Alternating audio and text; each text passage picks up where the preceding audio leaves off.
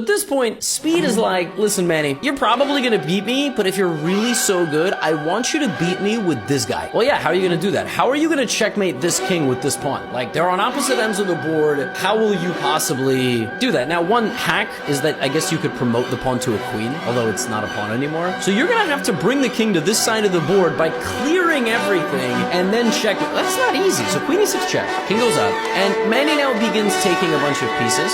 He gives another check. Now he pushes, and I think his logic is let me eliminate the black pieces and then walk the king over to the edge of the board. So he gives a check, and now this is a fork. The rook was blocking the pawn, but now he takes the rook. This is going to make the defensive resistance for black a lot harder, meaning it was always going to be difficult. But remember, we're trying to bring the king over there, like we have to. It's like a movie, like a heist. You know, we got to bring the king over. So he gives a check, and he gives another check, and maybe what I would do here is I would take the pawns away. So make it so that black has no choice but to move only the king. And then what you can do is you can kind of cut up the board and force the king to the edge of the board and then push the pawn. So Manny goes knight c7, Speed walks, knight b5, Speed walks. Now we give a check, and now king c2. So we're close, right? And Speed could have ran that way, and then we would have had to force him out. But this is checkmate. There's a lot of different checkmates, but we have to do it with the pawn. So how are we going to do this? So Manny decides, you know what? I'm going to move my rook over here. Why? So that the rook is never in any danger. Black plays king b3. Now we give a check. Now the king is stuck in the corner. Again, there's like 37 different ways to win here with white. Queen d2, king b3.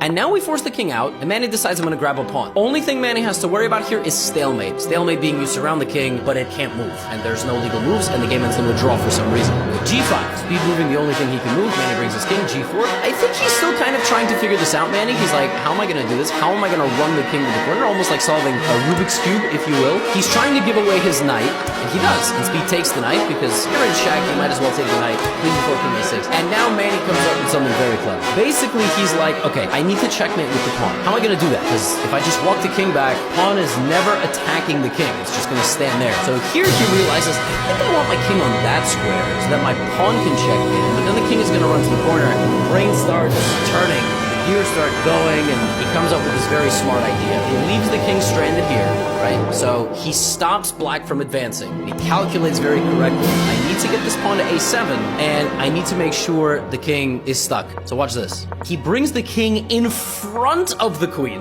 and now he starts pushing the pawn. And he calculates it so that this pawn is going to get there, and the queen will cut off the escape to the corner at the very right moment. So king here, a5, king b8, a6, king a8. Now he gives this check, or he could have given it on d5.